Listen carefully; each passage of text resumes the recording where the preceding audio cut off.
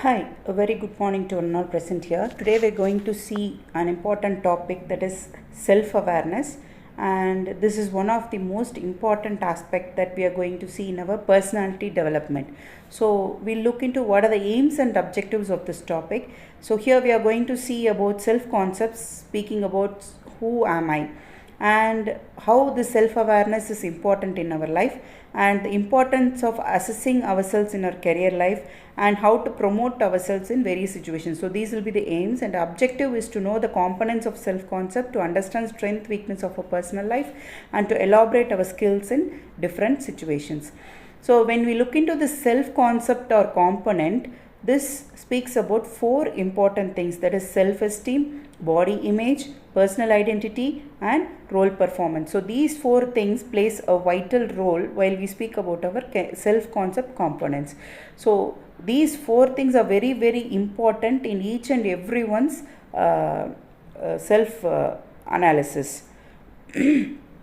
So here when we look into the self-awareness, this speaks about knowing one's own. So this speaks about attitudes, feelings, motives, desires, strengths, and accurate self-assessment.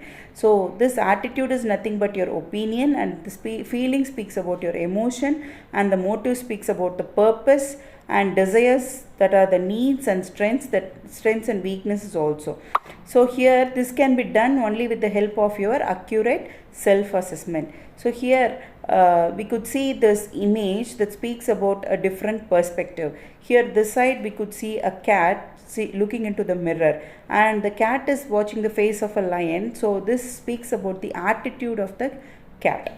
So this speaks about all the attitudes, feelings, motives, and desires. So what are the key areas of self-awareness? The personality traits, personal values, habits, emotions, and psychological needs. So these are all the key areas of self-awareness. So what is self-awareness? Self-awareness refers to the capacity to become the object of one's own attention. So if you're looking into the external environment, there will be an internal milieu also. It becomes a reflective observer. Something is inside and something is outside. So it will speak about the mental events, emitting behaviors, and possessing unique characteristics. This is nothing but a process of self-informative situation.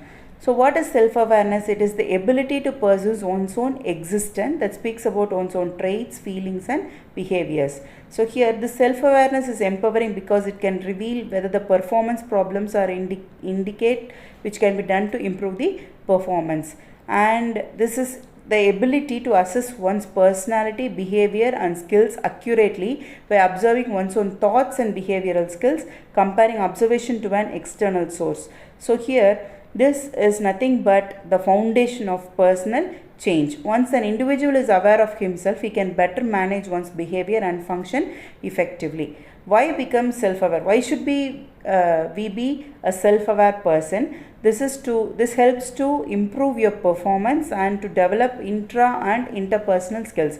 So what is intrapersonal is nothing but by setting appropriate goals, choose appropriate careers, and manage stress. That is coming under intrapersonal skills. To accept the tendencies of behaving, thinking, and feeling, because 30% of personality is coming because of our genetic activities. To develop interpersonal skills, you should understand differences between you and others, and why others react to you the way they do. So it is important to answer the question, who is a self-aware person? A self-aware person is one who is aware of one's strength and limitation. One knows what he can do well and what he is not good at. He has a clear idea of one's priorities and is aware of differences in attitudes, values, and beliefs that are primary cause of conflicts. So one is aware of his fears and anxieties and defenses he usually employs to protect his sanity. So here you can see this image. One has relatively stable and strong self-image and is not unduly perturbable by what others say about oneself. So we people have the habit of thinking what others think of us. Instead, we should think of what is our own ability, what is our own stable concepts. This personal development happens through our self-awareness. So it also helps managers to find situations in which they will be most effective, and assists with intuitive decision making, aids stress management and motivation of oneself and others. So here all these can be done with the help of their management skills. So these HR people play this role, which help them to identify the gap between what is the situation, current situation, and how they should solve the problem according to the scenario. So how we should create self-awareness? By seeking feedback from others, reflecting one's own feelings and behaviors, taking self-scoring tests. So these are the basic things which we can do to create self-awareness. Here this skill development plays an important role. So what is skill development? You could see this image. So each and every step a person moving is towards the upward position. So here this can be done only with the development of your skills. So here you can assess and identify the gap between the current situation and your future situation, so that this will help you to have a self-awareness and you can close the gap between the current situation and the future one. And also you can know your strength and weakness. This self-awareness helps you to identify your strength and cope up with your weakness. So we can, if you know the strength, we will naturally know what is our weakness, so that this will help us to overcome our weaknesses and strengthen our strengths. So that will help you to orient by making major decision. So this can be done with the help of intuitive decision making skills. So the intuitive decision making skill is nothing but taking decisions based on the situation and the scenario. Even though when we are put up in unstructured and ambiguous situations, we could choose the best form and then have a sense of what is best and identify the decision for the particular situation. So here people, those who are in the higher positions, will have this intuitive decision making skills. So what are the important things to improve our self-analysis? That is that you have to first identify what are the areas you normally excel, the areas you normally face difficulties, and what kind of people, event and things you like the most and those you dislike, the people, events and that brings you happiness and sadness, the nature and extent of openness you have with others.